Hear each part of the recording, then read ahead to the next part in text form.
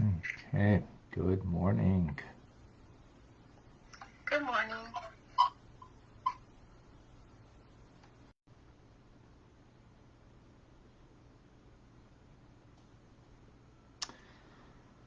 Alrighty, let us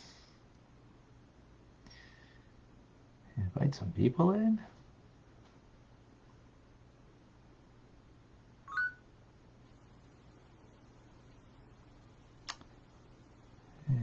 And we could start learning.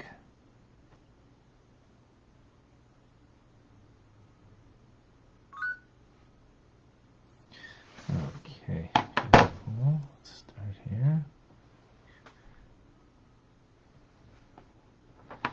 All right.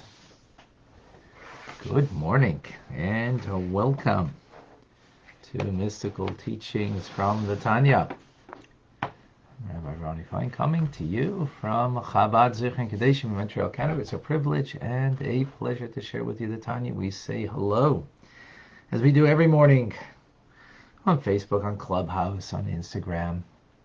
We say hello to Irma in St. Martin. Good morning. Andrea's with us in Phoenix. Good morning. Robert in Boston, and Darren in the Philippines, where it's a good evening.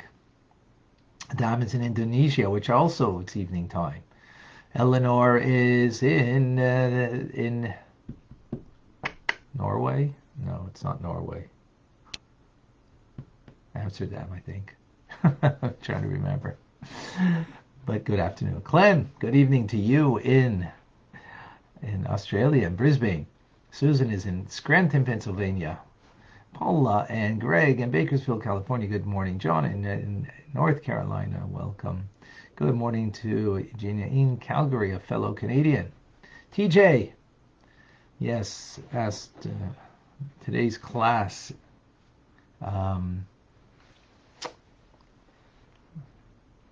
Today's class. TJ, just put it up, if you don't mind. In honor of someone that just passed away in Australia, I think. Just put it up over here so I can see it.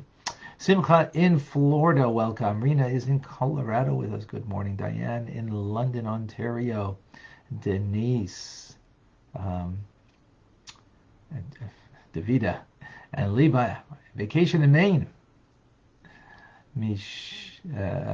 Michael in Virginia. Una is with us. Alan in Montreal.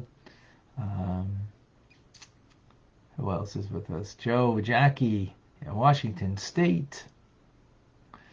Yes, prayers for Israel we need, absolutely. Batya and David in Montreal. Gilberto,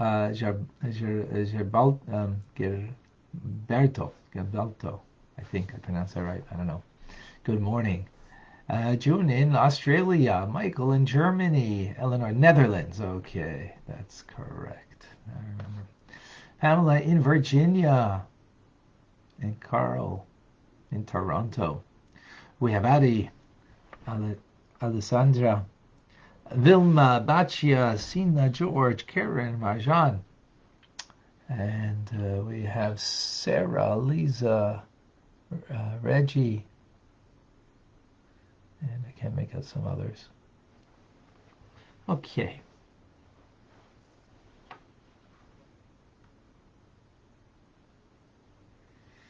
Wonderful. We conclude today the 52nd chapter. And by the end of the week, we will conclude the first book of Tanya. And next week, we will start with the second book. What are we saying? We're speaking about God's presence. There's God as creator, there's the essence of God, and then there's the presence of God, where he's revealed, where we can have a connection to that revelation. And right now we're speaking about it in the spiritual worlds. That's what we did yesterday in the world of Bria. We'll continue in spiritual worlds, and in the forthcoming classes we'll express how that is brought down into this world, into different dimensions. Again, God is everywhere. the essence of God is everywhere, no distinction between a higher world or a lower world, between angels and souls above and a rock down here, the essence of God. Just as the essence of the soul, there's no distinction. Then there is the functionality of the soul, that it gives a vitality to the eye to see, the ear to hear, the arm to stretch out. So likewise, there's the functionality of God in creation. The way he is fills all of creation uniquely in an animate object, much reduced light and life. Therefore, it is inanimate, as opposed to an animal. The life force is not as reduced, not as contracted. Hence, it has the capability of movement and has a living soul in it. But what we're talking about is the middle ground, is where is the presence of the divine. So what we've explained is as follows. In every world, the divine attributes are, so to speak, the source of that presence. Specifically, in every world, which we explained in the world of Bria, the Holy of Holies, which is the divine intelligence in the world of Bria, from there it clothes itself in Malchus, which is the feminine quality. It is the royalty, the sovereignty, kingship, as a king rules with his word. And therefore, Malchus, having the power of the divine intelligence, that the divine intelligence has the power, is a vehicle, is enclosed in it. Enclothing means that it is there, but in a hidden fashion, as clothes hide. So that power is there, but in a hidden form. Hidden, not in the same way when we speak about the essence of God being hidden. That's not at all enclosed, right? But the power is there of God himself in Malchus of Bria to create all of the creations of Bria. The souls, the angels, the spiritual world that's there. An entire world. And the power of that comes from the Torah of that world, which is the Gemara, as we explained, because the world of Bria is a world of divine rationale, divine intelligence. And the Gemara is the intelligence, the divine intelligence in divine teachings. And that's from that world, and therefore it vests itself in the and manifests itself, just like in a human being. The intelligence of a person is only manifest in the fact that they speak, and they speak words of intelligence. So God's divine intelligence is manifest in its power of speech, that in the creative force of Malchus, and it creates everything in that world. Now, we believe, as we mentioned, in evolution, spiritual evolution, not Darwinism. That's not from a Jewish perspective. But we do believe in now the next world. So Malchus of the preceding world of Bria, vested in it, as we mentioned, is, I forgot to mention, it's Malchus of Atzilus. Malchus of Atzilus is the Shekhinah. Shekhinah is the divine presence of God. That presence of God is now finds itself in the presence of God in the world of Bria. World of Bria is separate. It's a creation, so therefore it has an identity as separate from God, has a sense of its own selfhood. Just like, intelligence, metaphorically, is there's a person who understands. Well, there's a person and there's the understanding. That means there's a separation between the understander and the understanding.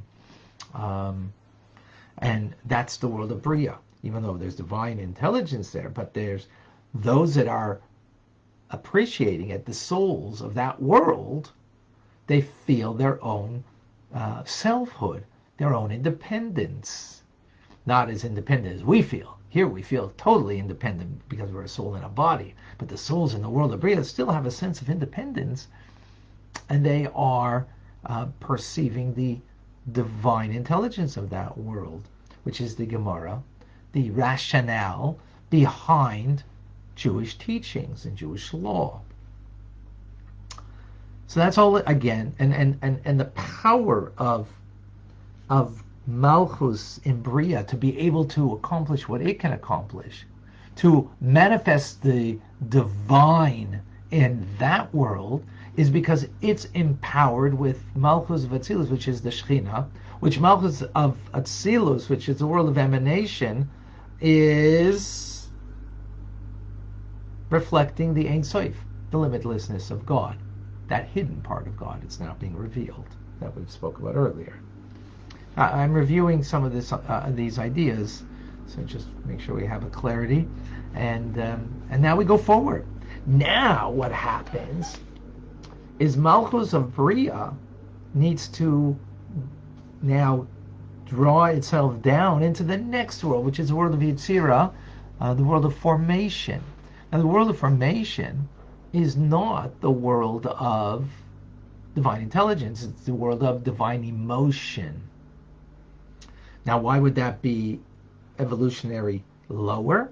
Because intelligence, the way it's supposed to be at least, should mother emotions, right? In other words, you know when you are coming from a bad place, is that when you have a feeling about something, and now you find a rationalization for your feelings. So what did you do? You started with your feelings. Now you rationalize why your feelings are acceptable. That is coming from emotion to intelligence. But it's not the way it's supposed to be. We are human beings and not animals. And animals, they have an instinct, and they use their intelligence to fulfill their instincts. So the lion says to himself, I'm hungry. My instinct for hunger just came to me. Let me see, what kind of prey can I find, right? So it's coming from an instinct, which we will call emotion in a sense, right? An instinctual, and have it fulfilled. So that's animal. Human is that, no, you have intelligence, and the intelligence begets, mothers, the emotion. So in other words, you understand, for example, how good Torah is. You understand that intellectually, so that gives you an emotional draw towards it, a love and awe for it. By way of example, right? You understand how good this person is, and wow, how amazing they are, right? This person called your mother or your father, right? Whatever. So not only do you have an instinctual connection to them, but now with your mind, you feed your heart, right? So therefore, the higher world is going to be the world of intelligence. That's called the world of Bria. And from there, Malchus, which is the power of creation, because it is the word of God, as again, king means ruling with one's word, and that's what royalty, Malchus, is. It now descends, first of all, it created everything in the world of Bria, but from there it now descends into the world of Yetzirah. Where does it go? To the Holy of Holies in the world of Yetzirah. What's the Holy of Holies? The intelligence there. The intelligence there. Every world has its intelligence, has its emotions, and it has Malchus, has the 10 divine attributes. Through these 10 divine attributes, that's how God interplays with creation, creates the world, and where his presence can be found. So now we're taking that Malchus of Bria that had us in it, vested in it, is Malchus of Atzilus, which Malchus of Atzilus hasn't vested in it. Ein Sof, because it's revealing the Ein Sof. It now draws itself, invests itself, encloses itself, finds itself in the Holy of Holies in the world of Yetzirah, which is, again, the Chabad of that world, the divine intelligence. We call this the world of emotion. Even when you are being emotive, Even when you are expressing emotion, that's on the front burner. What's on the back burner? What caused that emotion? Your intelligence. So in other words, it's going to be hidden, clothed, the intelligence of the individual when they are expressing emotion, right? I'm not talking emotion of the animal soul. If it's an animal instinct that where anger you're expressing, lack of patience for somebody, you're expressing whatever, a nasty remark, whatever. That's coming from the animal soul. So that's coming from your instinctual emotion, the gaping holes in your soul that you might have, that you are expressing yourself that way. We're not talking from that perspective. We're talking from a better, holier place, from your good side, right? So from that good side, when you are expressing emotion, a kindness to someone, well, that kindness has enclosed in it some kind of intelligence, because the kindness is done with intelligence. It's done guided by intelligence. What you're feeling in the moment is the act of kindness that the person perpetrated and did for you in that moment. But you can kind of pick up and sense that there's intelligence behind that act of kindness, right? Which should be, right? It shouldn't be just a wanton act of kindness. Actually, even when you say random acts of kindness, even though it's all random, it's guided by intelligence. It might be random who the favor you gave to, you paid the toll for somebody, whatever you did. Who it came to might be random, but it's guided by an intelligence of doing goodness to make a person's day, for example. Make them put a smile on their face. Well, that's not just emotion. That's guided by an intelligence. So likewise, the world of Yetzirah is primarily front burner, is a world of divine emotion, but yet there's intelligence there. So when Malchus of Bria comes and finds itself in, or dresses itself up in the Holy of Holies, because that's the first place to come, is the intelligence of every world, right? Chachma Bina V'das. Invests itself in there. So it now derives from the divine intelligence, which is ultimately the divine wisdom, which is ultimately Torah.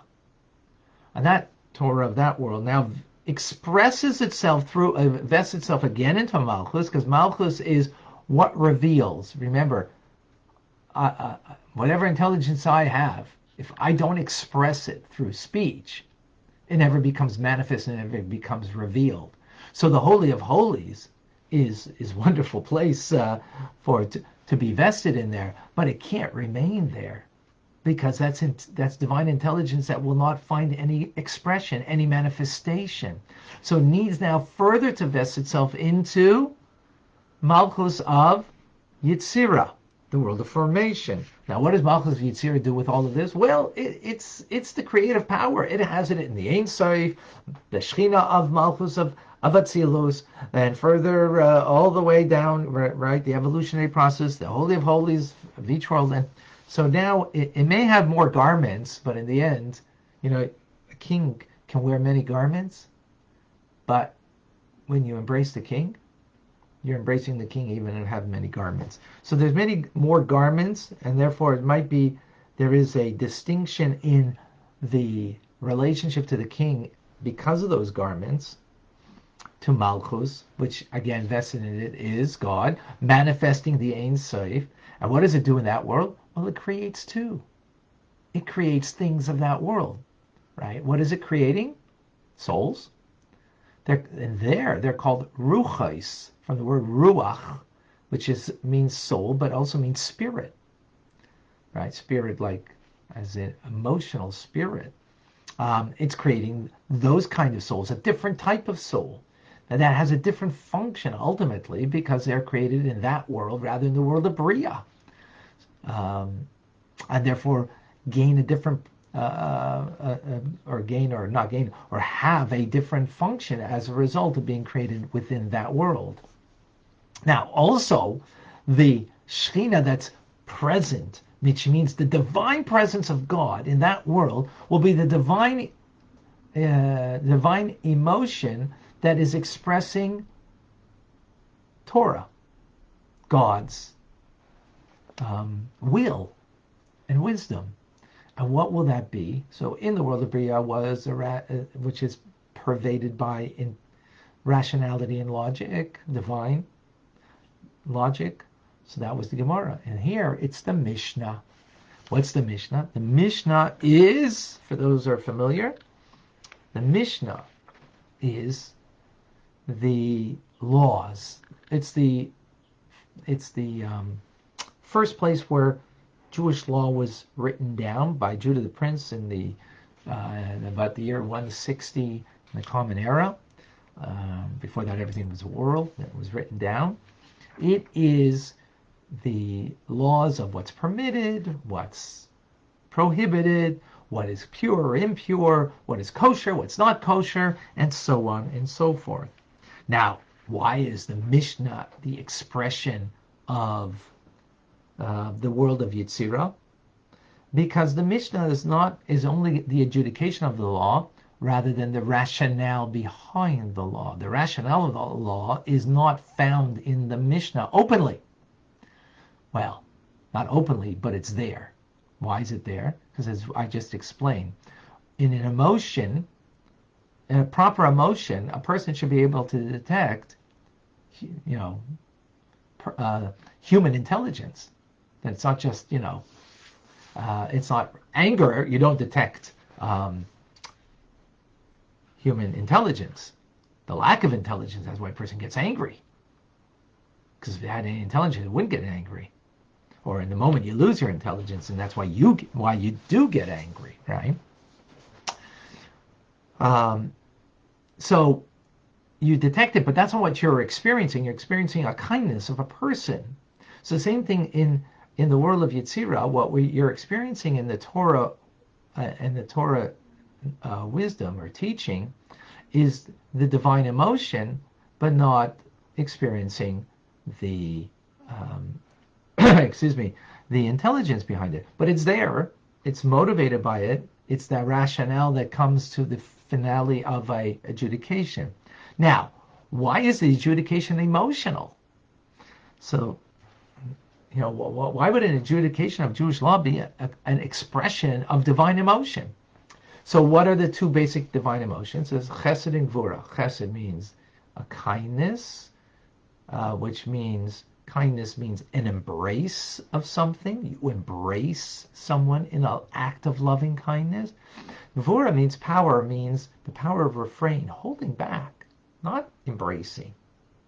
So, no, I'm sorry. Like, you embrace your guest that comes to you at your table. Something I'd love to have. The laws here, we're not allowed to have anybody in our home yet in Quebec. I don't know. Feels like almost Stalin's right. Well, I shouldn't say that. That's an extreme. But in any case, you embrace a guest that comes into your home as a host, right? You embrace them and show them warmth. So when do you show refrain? Well,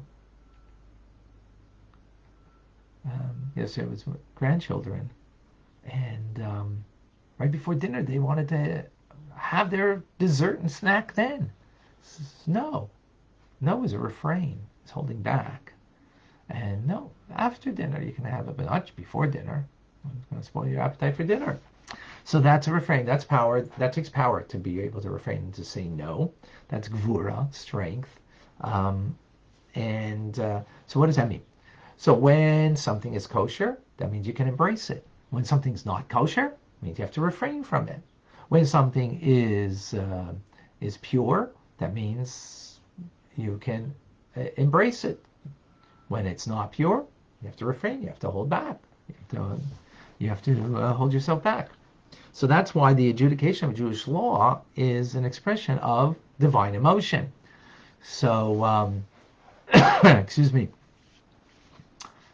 Now, in that divine emotion, right, the adjudication of the law, which Mishnah doesn't go into the rationale and the reasoning of things, the Gemara explains it. So the Gemara is an expression of the world of Bria, of the Torah of that world, that is vested in the power of Malchus, which is the creative process of everything in that world.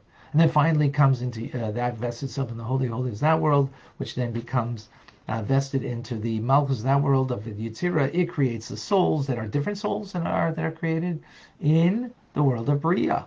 And therefore they have a different function, a different purpose in creation.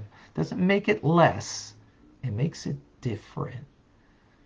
Even though we call it a lower world, it's lower because the light of God is more contracted. Light of God more contracted doesn't mean that's bad. It doesn't mean it's bad.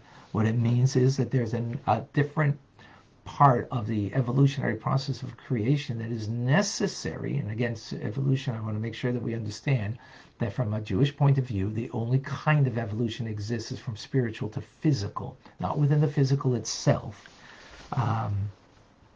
Not within the physical itself, but that's a different discussion, not for now. So again, now the final evolutionary process is into the world of Asiya, the world of action, spiritual world of action, not the physical world. We're going to get that into the following chapter, how that expresses itself, the divine presence in the world, this physical world. But what we have now is the divine presence in every world comes from, we say in Ashrei, Malchuscha Malchus Kadei Lamim. Your kingship is the kingship of every world. What's your kingship, God? That's Malchus of Atzilus, because the world of Atzilus is a world of emanation. It's not a created world. It's not separate at all. That's spiritual world. It's one with God. That Malchus, the Shekhinah, the divine presence there, becomes the divine presence in the world of Bria, the world of Yitzira, and the world of Asiya. The presence there gives it the power to be creative, to create everything of that world. How's that? Where does it get its power? The power that's vested in it ultimately by God, Ein Sof, the limitless of God, but it's vested in the Holy of Holies in every world, which is the power of Torah of that world. The power of Torah, which is divine wisdom, that is now expressed, manifest through Malchus, which again, Malchus is what? Malchus is king. King is ruling through speech, conducting the world through, giving orders through speech. So God creates through speech. So in the spiritual worlds, he said, let there be a soul. Or a neshama. That's the world of Bria. And then in the world of Malchus and in Yitzira said, let there be a soul. Or not a soul, a ruches, which is a spirit. The spirit here meaning soul is just a different word for soul. Of a different nature of soul. Right? And then in the world of Asiya, let there be.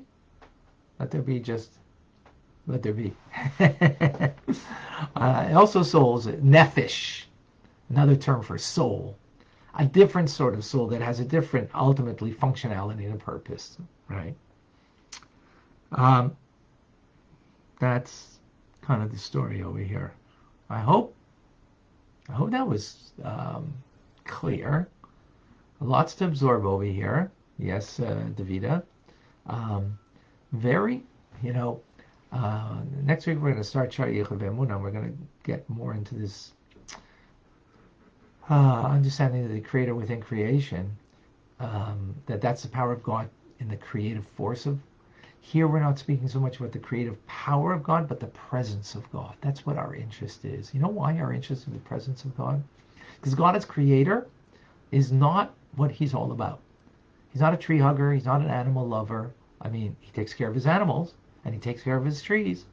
Proof is, He lets the sun shine and He lets the water come, and He, animals have what they need, and so on and so forth. And that's what He loves. That's what He didn't create the world for that. He created it for me and for you, so we could have a relationship with God. Where's that relationship going to be? Where's that relationship with God going to be?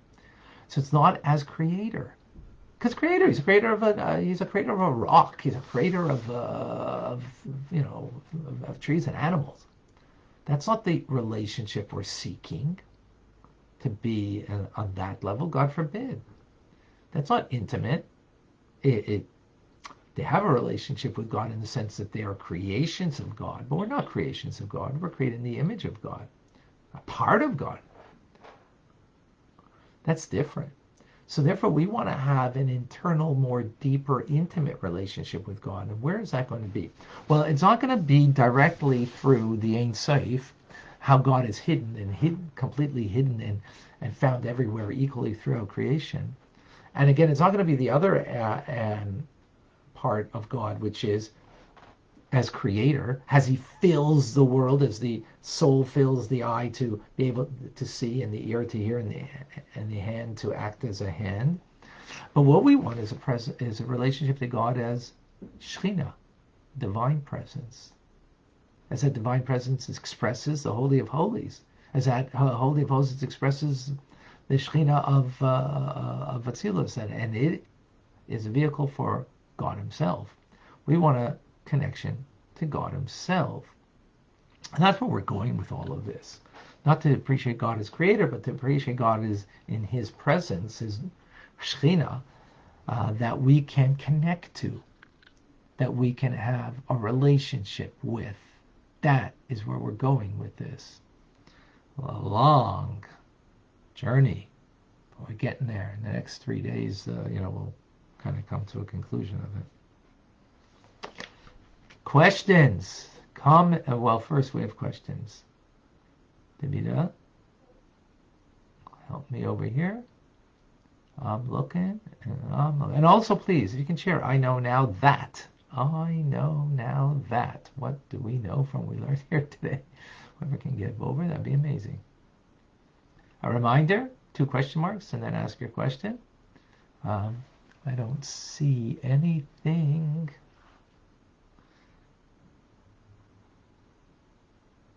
Okay, Clem, you got it. Beautiful. Davida?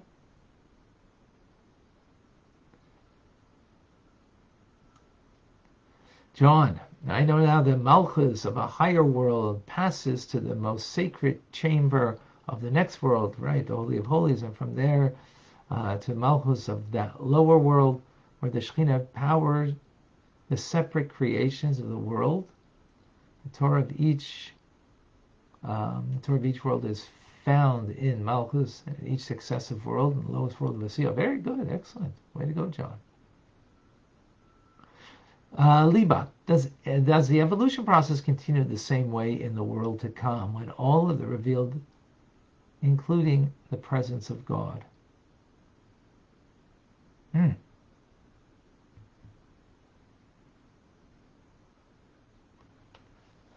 That's a print. Beautiful. I mean, there'll still be spiritual worlds that are going on in the world to come when Mashiach comes. So there will still be, souls that come from different parts of the divine order of things. So in that respect, yes, it will still continue. I hope that's clear. Carl, which type of soul breathes? Very good. So the word neshama, which we translate as soul, is it comes from the word neshima, which means breath. Amazing. And with that, we can understand that God blew into the nostril of Adam the breath of life. And therefore he becomes a neshama, he becomes the soul. Now that neshama is in reference to the intelligence of the person. So that's what God gave when he blew into Adam, to the human being, a part of him, as opposed to animals, that God did not breathe in a part of him. He created from the earth, that they were formed and came from. And with the intelligence that they have was not anything separate that was of a divine, that everything's from God. The question is it of God? So here it's of God because he blew part of him, which is the breath of life, which is blew a part of him, which gave intelligence to Adam, to the human being. That's I hope that's clear. Judy, we have to purify ourselves in order to create a relationship with God.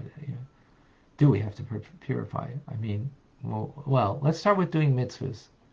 Let's start with having a relationship with God, and we're going to do that through mitzvahs, studying Torah, as we're doing right now.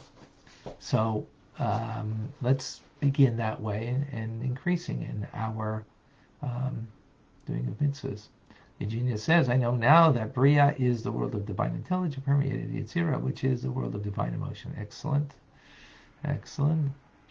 Vilma, I know now that we experience the expression of emotions. There's a divine intelligence behind the divine emotion.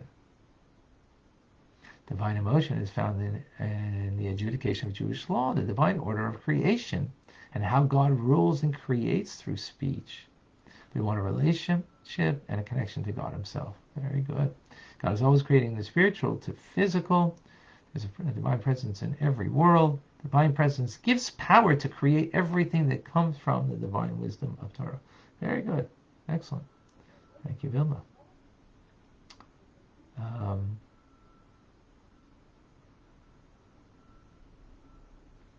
Okay. I think I answered people's questions. Anybody here on Clubhouse? Hatya, Vilma, Mer, Marjan, Sina, George, Karen, Alex. I have a question. Sure. So it's my understanding that God's always creating with intelligence and emotion. Yes. So does that mean that we too are also always creating with our intelligence and emotion? Very good question. Let's put it this way. God is because the divine intelligence, divine emotions are one with God, and just as God is, so is his intelligence and his emotions are. We're going to get more on that in the second part of Tanya, what that means, that the divine emotions just are constant within creation. But for us, we have to choose it, because you could choose anger, which is not a divine emotion. You could choose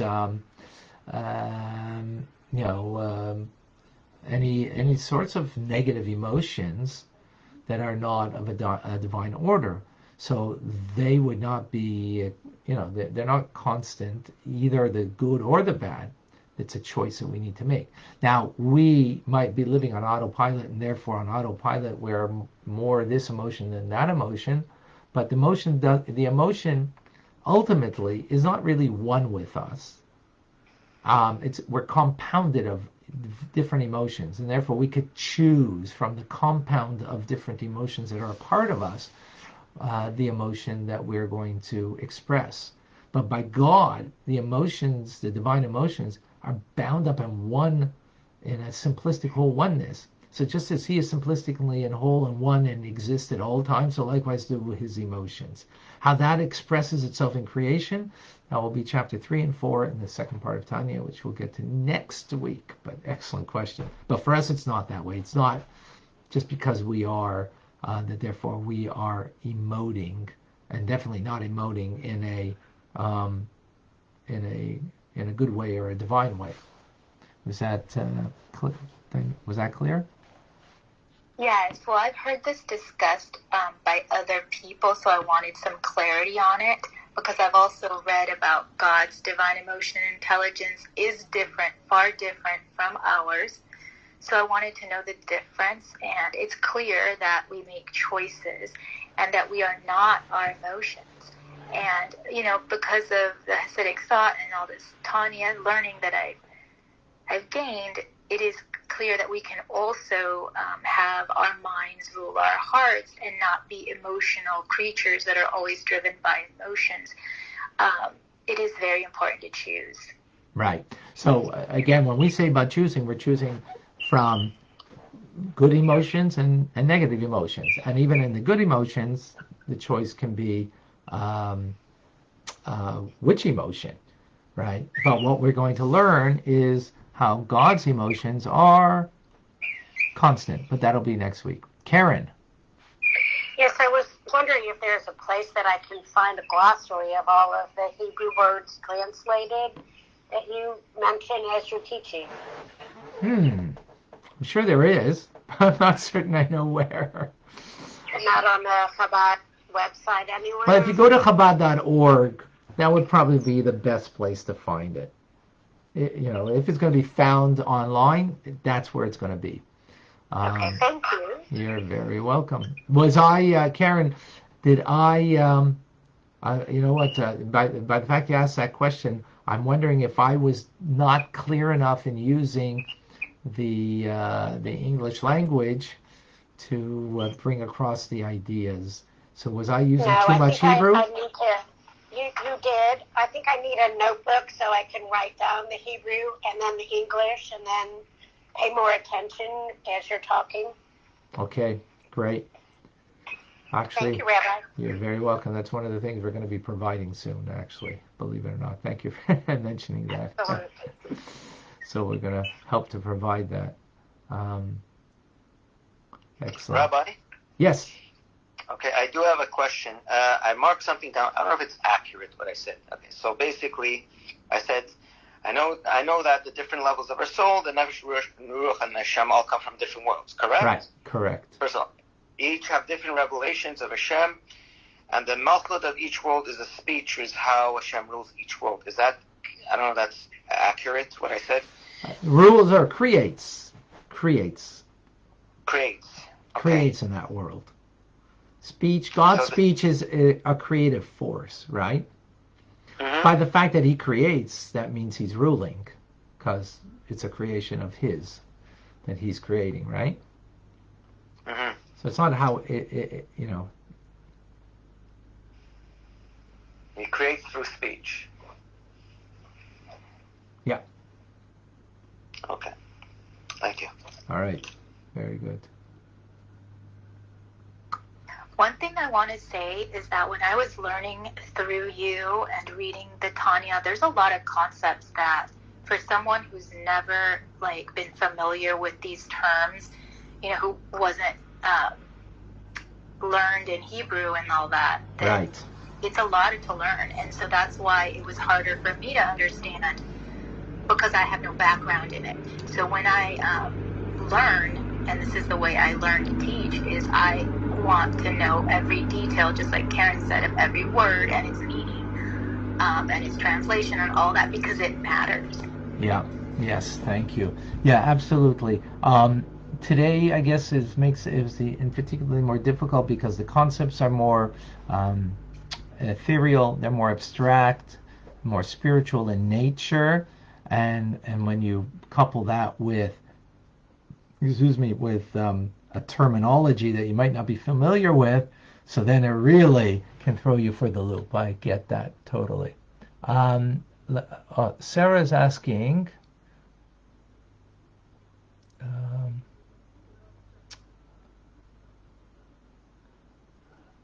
can we have a feel? I'm not sure, it's such small. Can we have a feeling of double emotion, a struggle of being genuinely happy for someone, but slightly jealous? Once recognized, read more from that. Okay. Can we have two emotions at the same time? Absolutely, you can have two emotions at the same time. Can you be happy and jealous of that person, happy for them, and jealous? Yeah. But jealousy could be a good thing. If someone has something of, material things and you're jealous, that's not a good thing. But if someone has a good character quality or a good values and you're jealous for that, that's a good thing. You're happy for them, but you're also jealous because you want to have that good quality or good value for yourself. So that jealousy, so to speak, will lead you to develop a better character or have better values or whatever the case may be. But to be jealous of something that a person has of a material, in the material world, that's probably not a good and healthy thing to have. Can you have it? Yeah. Probably not healthy. Okay, TJ, can you just put up the name of the person? Today's learning is in honor of a soul that just left this world, and I don't have it here with me. But TJ, okay.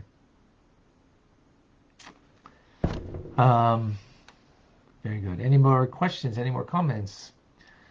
So just in synopsis, the presence of God is what we're seeking. In every world, there's that presence of God. In the world of Bria, and Yitzira Asiya, and that presence leads the souls, the angels in that world, to seek that presence in that connection.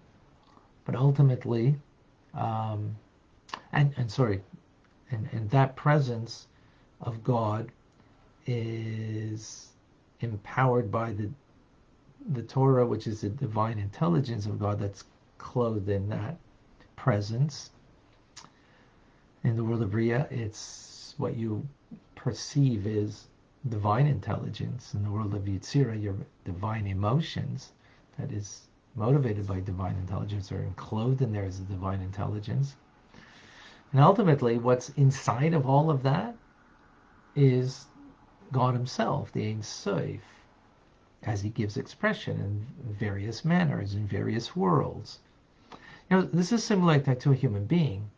In one kind of crowd, one kind of environment, we reveal our intelligence to the people there, because you're sitting with a bunch of doctors and scientists, right? That's how you express yourself. But who's being expressed? So if you're being true to yourself, right, in the expression of your intelligence, you're expressing the core essence of who you are, right? If you're being true to yourself.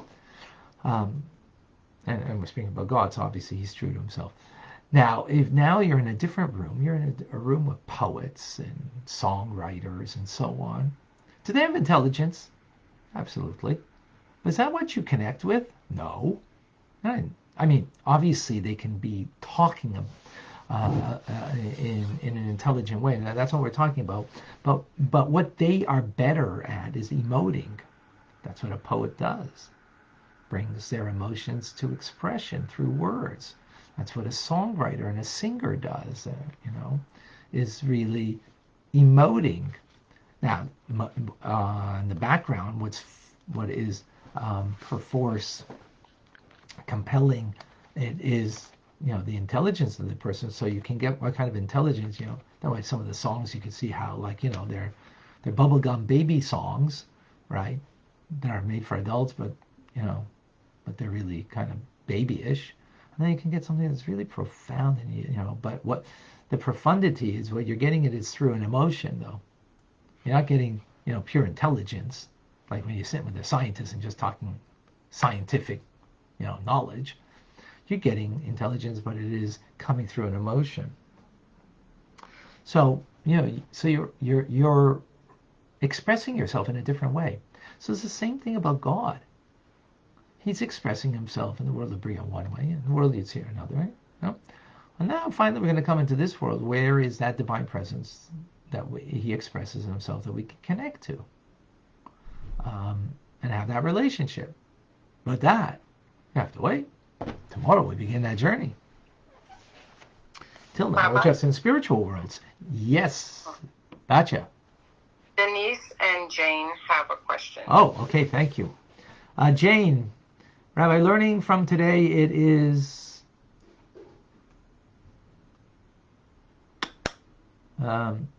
it right to think about the phrase, what we do defines us, is incorrect? Totally. Absolutely. What we do doesn't define us. It should express us.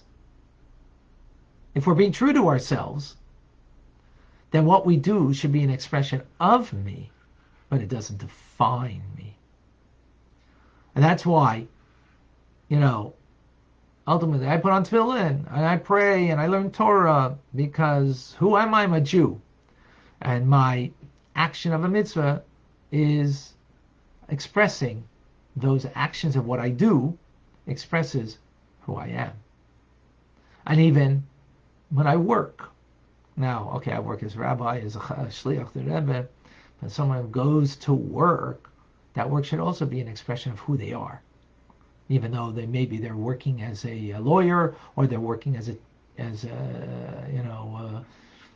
whatever, work that's not, so to speak, of a mundane nature. Rather, it's of a mundane nature. Yet it should be an expression of who you really are. So for the Jew, you're a Jew.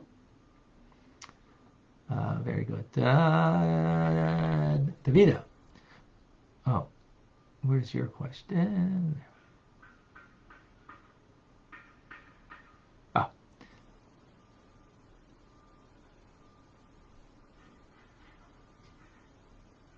Davida, where is your question? Oh, there it is. No. Just see that you have a question to be answered, and I don't see. Okay. Quick question. The tzaddiks, the sages, come from other worlds. Why do they come from the higher worlds into this one? Is it to help us? Well, we all come from spiritual worlds, our souls, right? The question is just which world. So we come into this world to fix this world, to make this world a godly place, to connect to God, to have a relationship, and to change the world for good through acts of loving kindness and goodness, Torah mitzvahs. The righteous people, they come into this world in a way for us, to help us, to be there for us so we could do the work. Ultimately, that is true. Yep. That is true. I hope that answers. TJ, okay, so today's learning is dedicated in honor and memory. Ted Ackland. We're going to have a vehicle that people can sign up for people that they want to have a class dedicated towards, or for something. You can give tzedakah that way too, which is the ultimate way to really remember somebody and do something for someone. Yes, okay, just another moment. Batya, go ahead. Did I miss somebody? Yes, also Rav has a question. Okay, thank you. Boy, you got good eyesight. He didn't put question marks before, so let's me find. Okay. Why does Hashem stop Moses from entering the promised land? Means if it's just due to a single mistake, or is there something a little more? Just asking curiosity, general knowledge. Why? Well, ultimately, God has a plan, and Joshua had to continue. And every generation there has to be a continuation. If Moshe would have brought the Jews into the promised land, it would have been the final. It would have been, so to speak, the final redemption. And it would have been, that's it, finished. It's all done. God wanted another few thousand years of you and I coming the end of time, that we're going to bring the final redemption. That's in brief. Did he make a mistake? Yes, he made a mistake. But there's, Okay. Beautiful. All right, folks. To be continued. Today at 12:45, those want to join for on Chabad ZK Facebook or on Zoom 770-6085 to join us. And Zehu. I'm Rabbi Ronnie Fine, coming to you for Chabad ZK in Montreal, Canada. It's a privilege and a pleasure to share with you, Tanya. Have a wonderful day. Thank you for joining.